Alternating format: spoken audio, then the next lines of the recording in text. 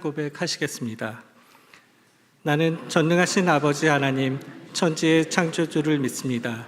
나는 그의 유일하신 아들, 우리 주 예수 그리스도를 믿습니다. 그는 성령으로 잉태되어 동정녀 마리아에게서 나시고 본디오 빌라도에게 고난을 받아 십자가에 못 박혀 죽으시고 장사된 지 사흘 만에 죽은 자 가운데서 다시 살아나셨으며 하늘에 오르시어 전능하신 아버지 하나님 우편에 앉아 계시다가 거기로부터 살아있는 자와 죽은 자를 심판하러 오십니다. 나는 성령을 믿으며 거룩한 공교회와 성도의 교제와 죄를 용서받는 것과 몸의 부활과 영생을 믿습니다. 아멘. 찬송가 282장 찬양 올리겠습니다.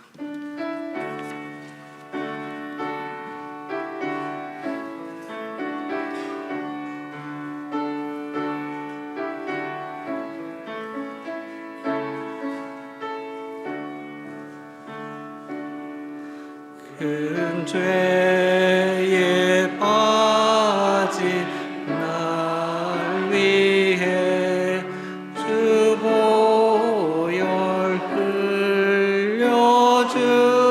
흘려주시고 또 나를 오라 하시네. 주께로 거저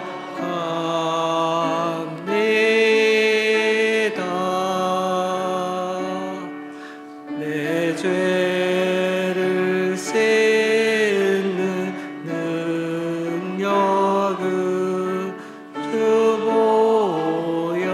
보혈밖에 없으니 정하게 되기 원하여 주께로 거저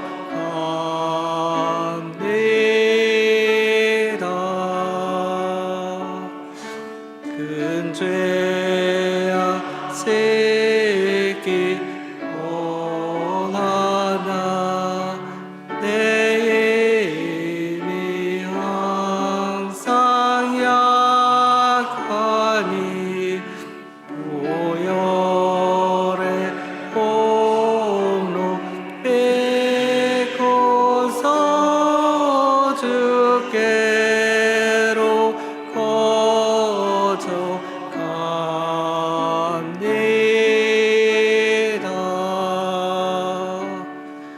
내 죄가 셈이 무거워 구하여 주리 없으니 내 의식 떨쳐 버리고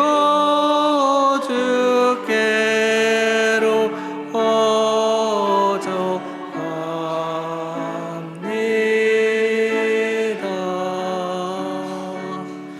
죄 용서하여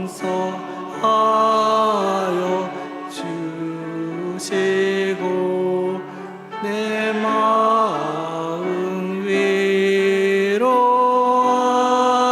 위로하심을 나 항상 뵙고 고마워. 주께로 거저 갑니다.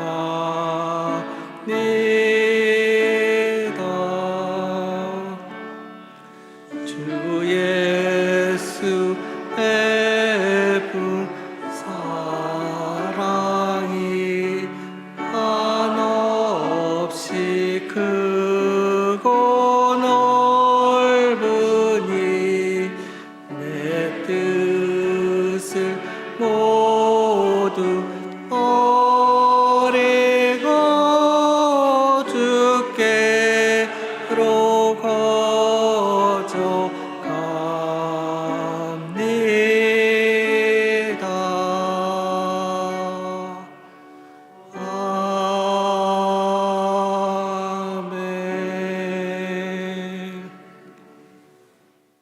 대표 기도는 강범석 안수지사님께서 해주시겠습니다.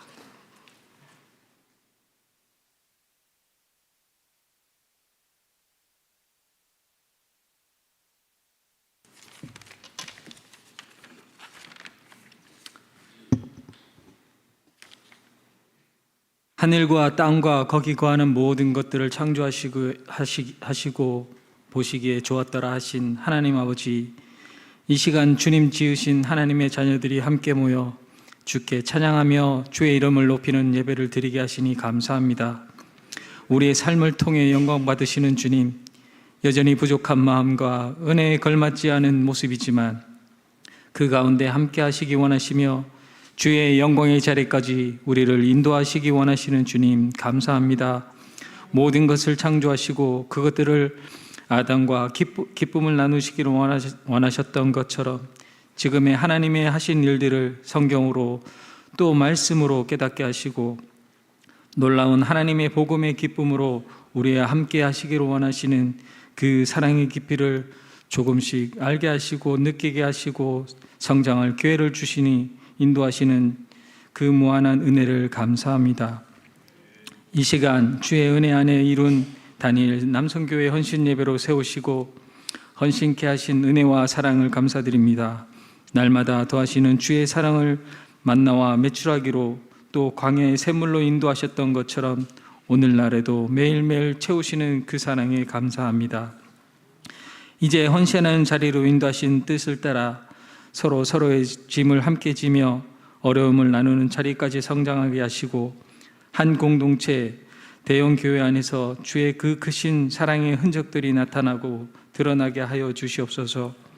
이 시간에도 주의 성실하심을 갈급해하는 모든 영혼들 위해 위로하시고 은혜로 채우셔서 죽음까지도 이기신 그 예수님을 믿음으로 지금의 나를 누르는 많은 짐들을 주께 맡기고 놀랍고도 크신 주의 은혜 충만한 시간 되게 하여 주시옵소서.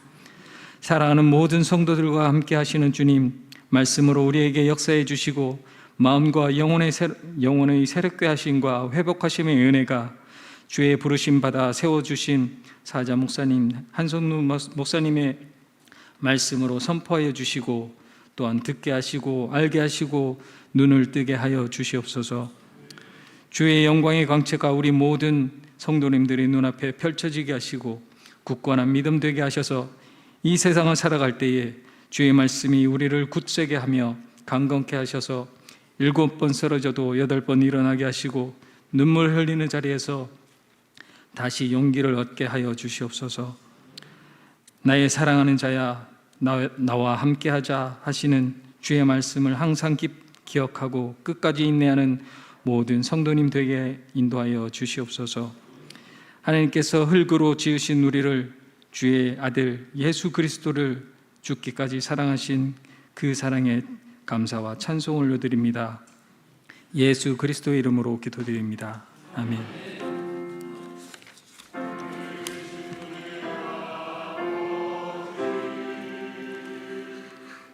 이름이 거룩히 여김을 받으시오며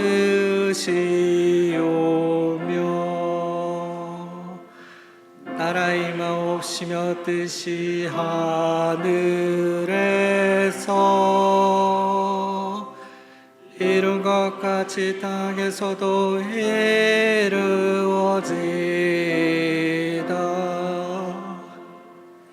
오늘날 우리에게 일용할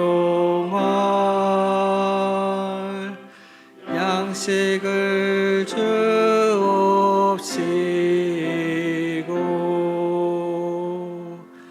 우리가 우리에게 죄 지은 자를 사하여 준 것 같이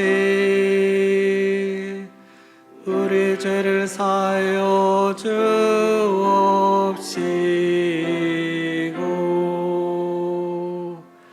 우리를 시험에 들게 하지 마옵시고 다만 악에서 구하옵소서.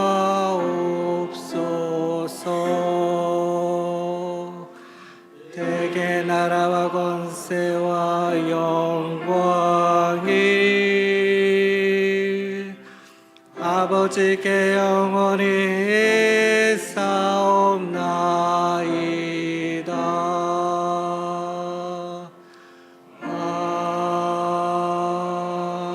아멘. 성경 봉독은 서동진 집사님께서 해주시겠습니다. 성경 봉독 후 다니엘 남선교회 특송이 있겠습니다.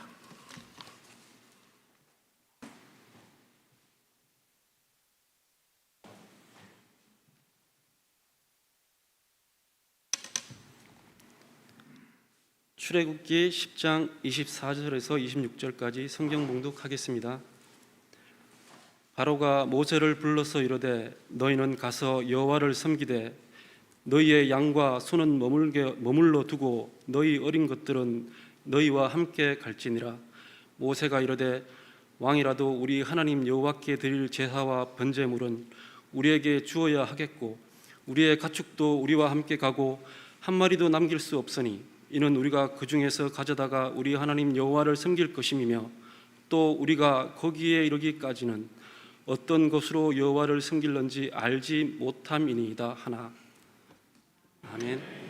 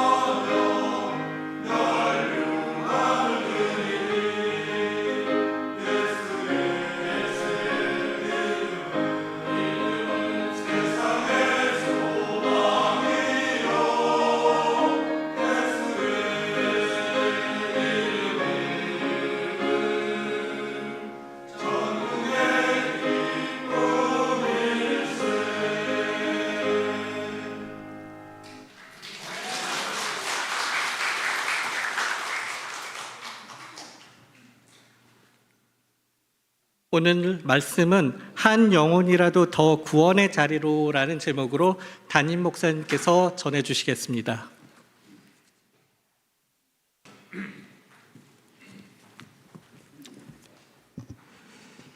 네, 오늘 다니엘 남선교회 찬양이 참 저에게는 또 굉장히 들으면서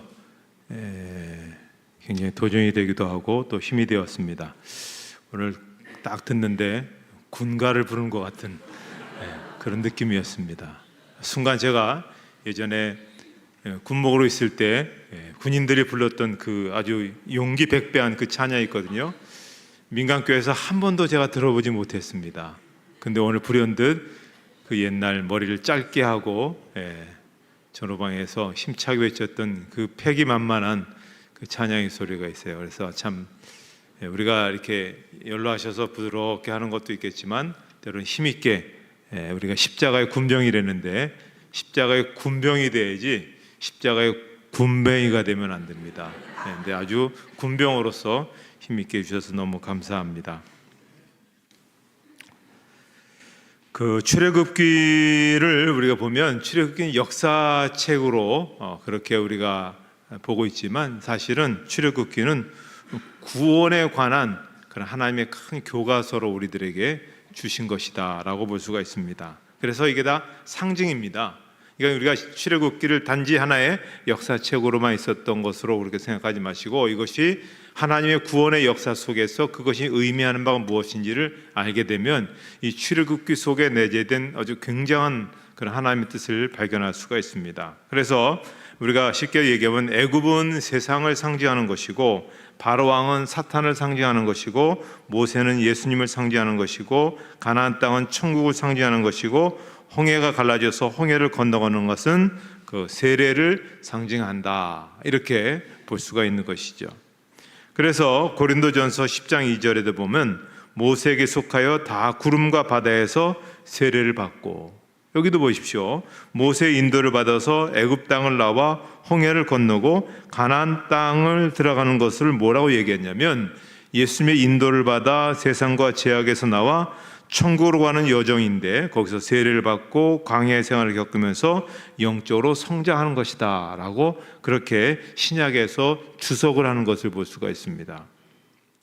자, 그래서 이 과정 속에서 바로 왕은 하나님의 뜻을 전하는 모세에게 갖가지 계략을 사용해서 대적을 합니다. 사도 바울은 고린도 후서 2장 11절에서 이는 우리로 사탄에게 속지 않게 하려 함이라 우리는 그 계책을 알지 못하는 바가 아니로라.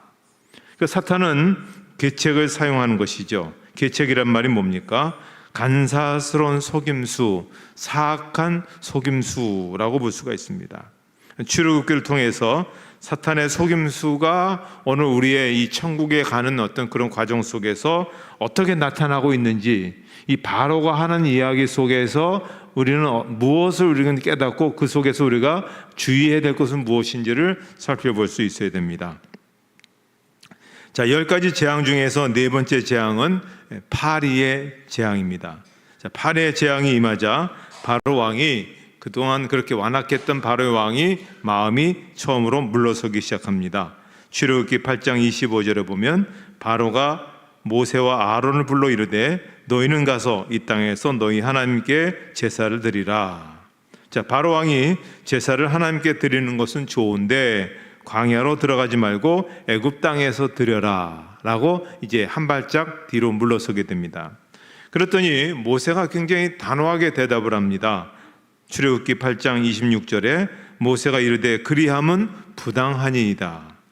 모세의 대답은 간단합니다. 애굽 사람의 목전에서 제사를 드리면 그들이 그것을 미워하여 우리를 돌로 치지 않겠습니까? 우리가 돌 맞을 일이 있겠습니까? 왜 애굽 땅에서 하나님께 제사를 드리겠습니까? 그러지 못하겠습니다 라고 하는 겁니다. 자, 그러자 바로 왕은 두 번째 단계의 타협안을 내놓는데요. 출애굽기 8장 28절에 바로가 이르되 내가 너희를 보내리니 너희가 너희 하나님 여호와께 광야에서 제사를 드릴 것이나 너무 멀리 가지는 말라. 자, 이제 광야로 가라는 겁니다. 가되 너무 멀리 가지 말라. 쉽게 얘기하면 예수를 믿어라. 그래도 너무 심하게 믿지는 말라. 이런 사탄의 그런 전략이라고 볼 수 있겠죠.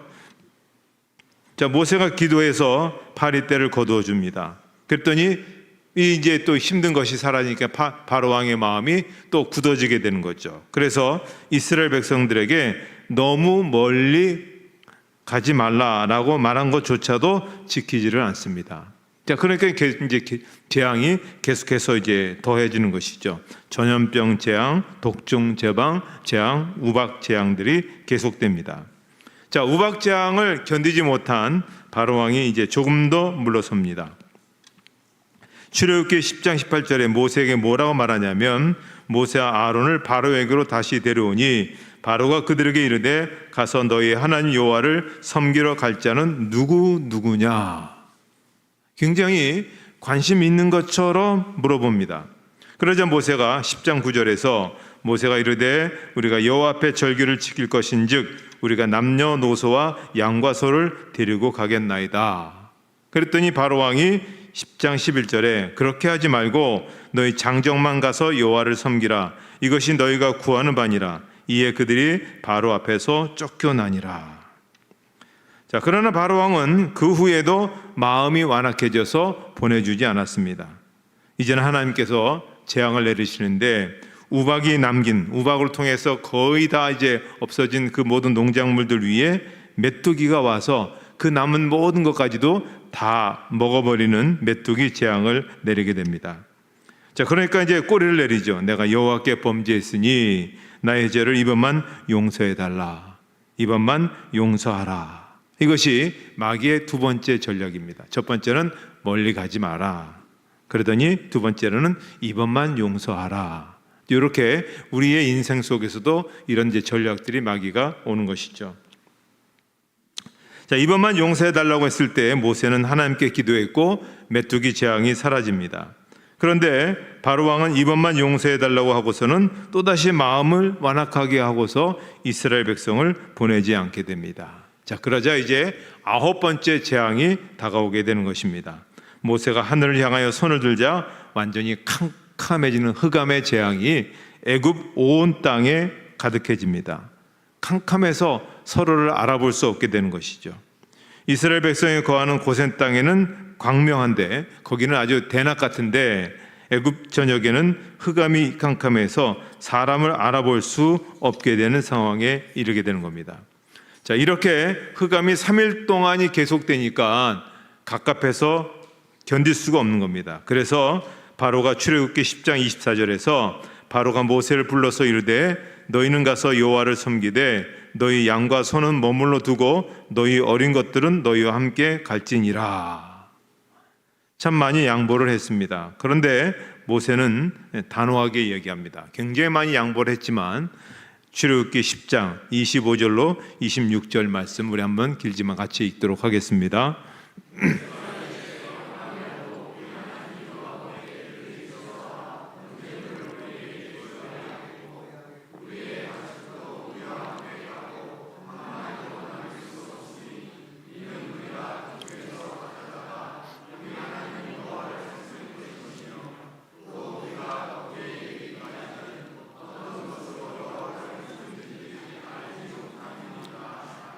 자, 여기서 우리가 이제 굉장히 중요하게 봐야 될 것이 뭐냐면 한 마리도 남길 수 없다라고 하는 모세의 단호한 결심을 우리가 눈여겨보셔야 됩니다. 사탄의 전략과 계략이 무엇인지 분명히 알 수가 있습니다. 전부 다 가질 수 없다면 일부라도 갖겠다는 것입니다. 그런데 모세가 말하기를 한 마리도 남길 수 없다. 자, 이 한 마리도 남길 수 없다라고 하는 것은 예수님의 구원 사역에 있어서의 가장 핵심적인 그런 내용입니다. 또 우리 생활에서도 가장 중요시 여겨야 될 가장 핵심적인 그런 원리라고 볼 수가 있습니다.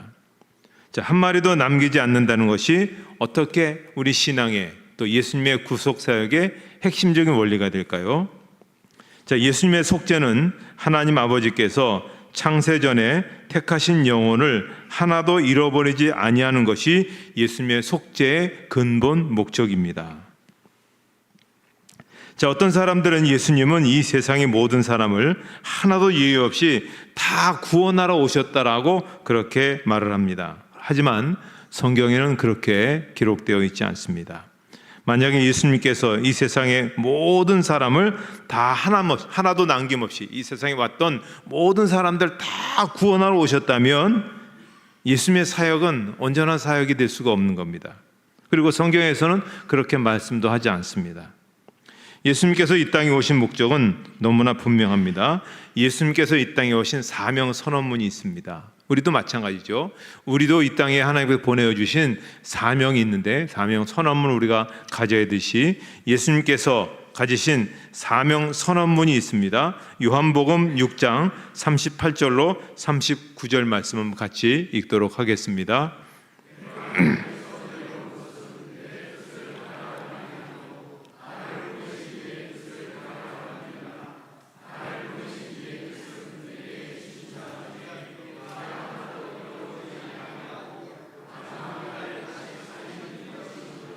자, 여기 이제 중요한 얘기가 마지막 부분이 나오죠. 내게 주신 자 중에 내가 하나도 잊어버리지 않냐고 마지막 말에 다시 살리는 것이 내가 이 땅에 온 목적이다, 사명이다. 그러니까 하나님 아버지께서 창세전에 택한 영혼들이 있고 창세전에 택한 영혼들을 예수님에게 주셨다는 것입니다. 예수님께서는 하나님께서 주신 영혼들을 위해서 이 땅에 십자가를 지시고 그들의 죄를 다 갚아 주신 것입니다. 하나님 아버지께서 택한 영혼들은 예수님에게 창세전에 주셨고 예수님께서 창세전에 아버지로부터 받은 영혼들은 하나도 잃어버리지 아니하고 마지막 날에 모두 살리고 하나도 잃어버리지 아니하고 하나도 남기지 아니하고 다 구원한다. 이것이 바로 성경이 가르치는 진리이자 예수님의 근본 사명이라는 것입니다. 자, 이 원리를 마태복음 18장 12절로 14절에 아주 명백하게 나타나고 있는데요. 너희 생각에는 어떠하냐? 만일 어떤 사람이 양 100마리가 있는데 그 중에 하나가 길을 잃었으면 그 99마리를 산에 두고 가서 길 잃은 양을 찾지 않겠느냐? 진실로 너희에게 이르노니 만일 찾으면 길을 잃지 아니한 99마리보다 이것을 더 기뻐하리라. 이와 같이 이 작은 자 중에 하나라도 잃은 것은 하늘에 계신 너희 아버지의 뜻이 아니니라. 자, 보십시오. 예수님의 사명 선언이 뭐라고 되어 있습니까? 요한복음 10장 10절에도 보면 내가 온 것은 양으로 생명을 얻게 하고 더 풍성히 믿게 하려는 것이니라. 예수님은 양에게 영생을 주고 양에게 풍성한 생명을 주러 오신 것입니다. 그러니까 하나님은 역사와 구원을 아무런 생각 없이 아무런 계획 없이 움직이시는 분이 아니라는 것이죠. 하나님은 계획을 세우고 이루어 나가시는 것입니다. 어떤 계획입니까? 창세 전부터 구할 영혼들을 선택한 겁니다. 그리고 그 영혼들의 죗값을 갚으시고 그 영혼들은 단 하나의 실패도 없이 다 구원해 주신다는 것입니다. 그러므로 양들 가운데서 아직도 예수를 믿지 않는 양들이 있습니다. 바로 우리 교회의 사명이 바로 잃어버린 양을 찾아서 구원하는 것입니다. 한 마리도 남길 수 없다는 또 다른 의미는 예수님은 성도들의 한 부분도 잃어버리지 아니한다는 것입니다. 내 육신의 주인이 누군지, 내 영혼의 주인은 누구인지 그것을 우리가 먼저 분명히 알고 신앙생활을 할 수 있어야 됩니다. 자, 고린도전서 6장 19절로 20절 말씀을 읽도록 하겠습니다.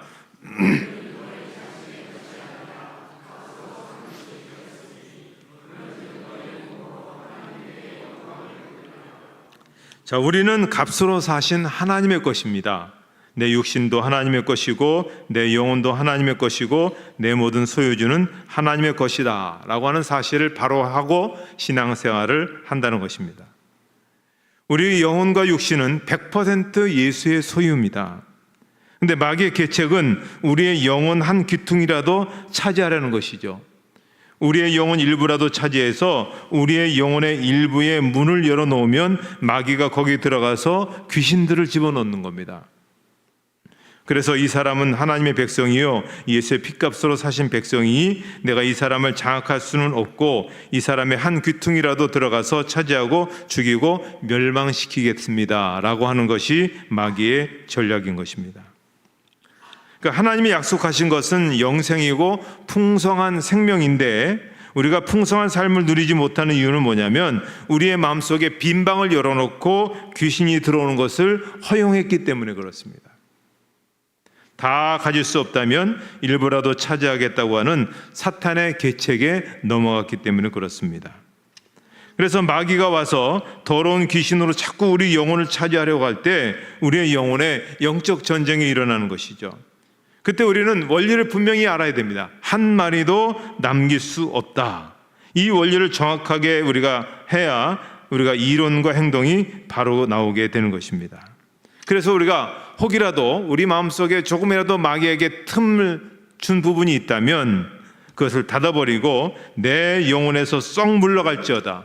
한 마리도 남길 수 없다라고 선포하고 승리해야 됩니다. 자, 이 한 마리도 남길 수 없다는 것은 아담이 잃어버린 것을 예수님은 하나도 남김없이 모두 다 회복하시겠다는 것을 의미합니다. 하나님은 아담을 사랑하시고 그의 형상대로 지으시고 아담과 교제하시고 하나님이 주시는 축복을 누리며 살게 하셨습니다. 아담은 행복하고 존귀한 존재로 살게 되었습니다. 아담은 만물을 지배하고 참으로 존귀하고 영생하는 생명을 가진 그런 존재였습니다. 그런데 문제가 생겼죠. 하와가 선악과를 따먹은 후에 아담에게 주었고 아담도 먹게 되었습니다. 그 결과로 하나님과 원수가 되었고 하나님의 형상은 심하게 훼손되었습니다. 하나님과 교제가 단절되었고 축복은 저주가 되었습니다. 행복은 슬픔으로 바뀌었고 영생을 상실했고 영벌을 받을 존재가 되었습니다. 하나님의 자녀라는 신분도 상실되고 마귀의 자녀라는 그러한 신분으로 추락을 하게 된 것입니다. 그런데 예수의 십자가는 아담이 잃어버린 이 모든 것을 하나도 남김없이 모두 회복하신 것이죠. 예수를 구주로 믿는 자는 하나님의 형상이 회복되었고 하나님과 교제의 문이 열리게 되었고 저주가 변하여 축복이 되었고 슬픔은 사라지고 성령의 기쁨이 임하게 되었고 영생을 다시 회복해서 이제는 다시 영생을 잃어버리지 않는 존재가 된 것입니다. 그렇기 때문에 예수님의 속죄는 한 마리도 남기지 아니하고 아담이 잃어버린 모든 것을 회복한 완전한 속죄가 되는 것입니다. 자, 출애굽 과정에서 보여준 바로왕은 사탄의 상징이라고 말씀드렸습니다. 사탄의 전략은 분명합니다. 이스라엘 백성을 절대로 줄 수 없다는 것, 그래도 안 된다면 하나라도 차지하겠다는 것입니다. 아무리 하나님의 자녀라 할지라도 한 사람이라도 더 끌고 가겠다는 것입니다. 그래서 우리는 그 마귀의 전략, 지금도 유효하게 마귀가 그렇게 우리 안에서 역사하는 그 전략에 대해서 단호하게 우리가 뭐라고 얘기했습니까? 한 마리도 남길 수 없다. 한 마리도 용납할 수 없다는 겁니다. 그것이 우리가 복음을 전해야 되는 사명인 것입니다. 그것이 우리가 오늘 우리 교회 주변에서부터 시작해서 5대양 6대주까지 우리에게 주신 그런 여러 가지 선교의 영역 속에서 우리가 감당해야 될 그런 부분이라고 볼 수가 있습니다. 하나님은 이러한 부분을 감당하는 사람들에게 하나님의 놀라우신 은총과 축복을 내려주신 것입니다. 그래서 일이 잘 안 되고 또 사업도 잘 어렵고 그러면 이 원리부터 풀어가야 됩니다. 그래서 선교를 하고 전도를 하면 이게 사업이 잘 되는 거하고 이게 내 자녀가 잘 되는 거하고 이게 내가 건강하게 되는 거하고 아무런 관계가 없는 것 같은데 여기서 풀리면 이쪽에서 풀리는 겁니다. 그렇지 않습니까? 우리가 보통 뭐 여기가 문제가 있으면 여기에서 문제가 해결되면 다 되는 것 같지만 세상에 그렇지 않습니다. 그게 그냥 전체적인 어떤 구조 속에서 어떤 부분들이 원활하게 돼야 그 부분들이 풀어지는 겁니다. 마찬가지죠. 우리의 영적인 부분에서도 마찬가지입니다. 우리의 육적인 부분에서도 풀어져야 되는 부분이 바로 이겁니다. 분명히 이 놀라운 구원의 역사와 이 비밀을 출애굽기 속에서 우리에게 말씀해 주셨는데 우리가 이 비밀을 알지 못한 채 한 것에 매몰되어서 그것에만 우리가 빠져 산다면 우리의 인생에 있어서의 어떤 행복과 어떤 활력 있는 삶을 우리가 살 수가 없는 것입니다. 그래서 우리는 우리의 영혼과 육신의 어느 한 부분도 마귀에게 내줄 수 없음을 깨닫고 마귀에게 문 열어주지 말아야 됩니다. 그리고 그동안에 들어왔던 모든 악한 영들, 악한 어떤 생각들, 악한 모든 것들을 예수 그리스도의 이름으로 선포해야 됩니다. 그러면 떠나는 겁니다. 오늘 우리가 여러 가지 정신적으로 육체적으로 오늘 많은 사람들이 힘들어하는데 다른 거 없습니다. 마귀가 들어와서 그 안에서 우리를 삐집고 돌아서 우리를 힘들게 하고 있는 겁니다. 예수 그리스도의 이름으로 선포하고 쫓아버릴 때 하나님의 영이 충만할 때 우리 안에 새로운 조화와 회복과 또 온전함이 나타나게 되는 것입니다. 예수님은 십자가의 속죄를 통해서 우리에게 회복된 영생을 주시되 풍성한 생명을 주셨습니다. 우리가 풍성하지 못한 것, 우리가 쪼들려 사는 것은 결국 사탄의 장난이고 방해라고 볼 수가 있습니다. 따라서 오늘 우리가 마귀가 들어오지 못하도록 성령 충만해서 우리가 날마다 성령으로 가득해서 우리가 아침부터 시작해서 저녁까지 그렇게 살아가게 되면 예수님께서 우리에게 약속하신 그 풍성한 삶이 있습니다. 그것을 우리가 날마다 누리면서 힘있게 살아갈 수가 있는 것입니다. 예수 그리스도의 군사로서 우리가 힘있게 남김없이 그 모든 것도 누리며 또 살아갈 수 있기를 주님의 이름으로 축복합니다. 하나님 아버지 은혜를 감사합니다. 오늘도 귀한 헌신 예배를 통해서 저에게 주신 말씀에 도전을 받습니다. 깨달음 얻습니다. 눈이 열립니다. 주님, 한 사람도 남김없이 다 구원하시려는 하나님의 구원의 계획 앞에 우리가 복음의 사명을 들고 온전히 감당하게 해주시고 우리의 육체, 우리의 영혼의 한 부분이라도 마귀에게 허락하지 않는 연약함을 갖지 않게 하시고 당당하게 힘있게 늘 성령 충만해서 하나님의 풍성함을 누리며 살아가는 우리 모두가 되게 하여 주시옵소서. 예수님의 이름으로 기도하옵나이다. 아멘.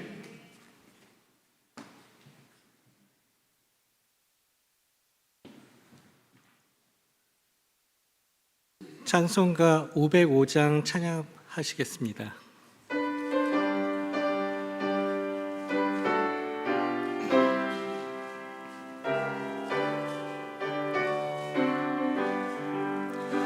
온 세상 위하여 나 복음 전하리 만 백성 모두 나와서 주 말씀 들으라. 죄 중에 빠져서 헤매는 자들아 주님의 음성 듣고서 너 구원 받으라.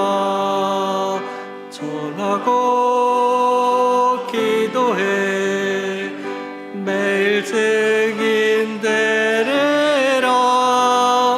세상 모든 사람 다 듣고 그 사랑 알도록 온 세상 위하여 이 복음 전하리. 저 죄인 회개하고서 주 예수 믿으라.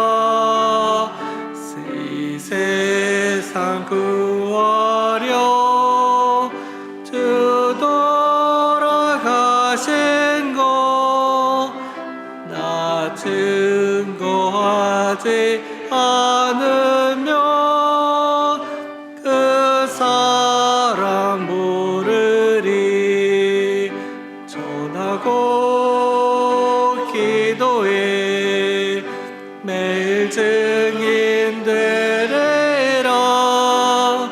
세상 모든 사람 다 듣고 그 사랑 알도록 온 세상 위하여 주 은혜 임하니.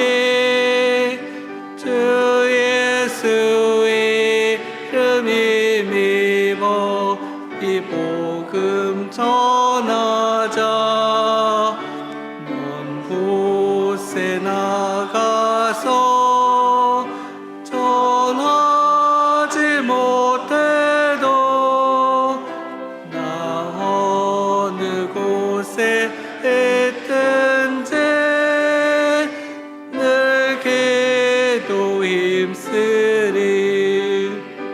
전하고 기도해 매일 증인 되리라.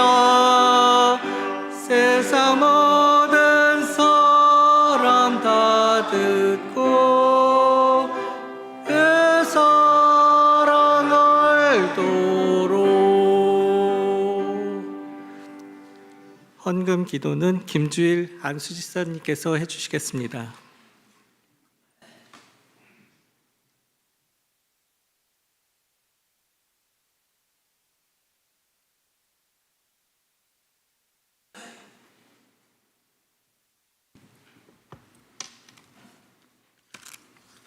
기도드리겠습니다. 오직 성령의 열매는 사랑과 희락과 화평과 오래 참음과 자비와 양성과 충성과 온유와 절제니 라고 말씀하신 주님, 저희는 정녕 이러한 주님과의 약속을 지키며 살았는지 가슴 깊이 후회와 회개로 주님께 용서를 구합니다. 이 시간 다니엘 남성교회 헌신 예배 위에 드린 귀한 헌금을 주님께 봉헌드립니다. 이 물질이 비록 작고 부족한 헌물이지만 우리 주변 지역과 사회, 나아가서는 국가의 기틀을 굳건히 다지는 초석으로 쓰여지길 간절히 기도합니다. 그리고 과거 성경 속 인물이었던 다니엘처럼 세상과 권력에 타협하지 않으며 오직 하나님과의 진정한 소통과 동행함으로 미력하지만 믿음의 자녀로 굳건히 나아가며 주님을 위해 헌신과 봉사를 다짐하는 저와 다니엘 회원 모두가 되기를 원합니다. 한 주간도 세상 살 동안 주님의 거룩한 이끄심을 소망하며 우리를 구원하신 예수님 이름으로 기도드립니다.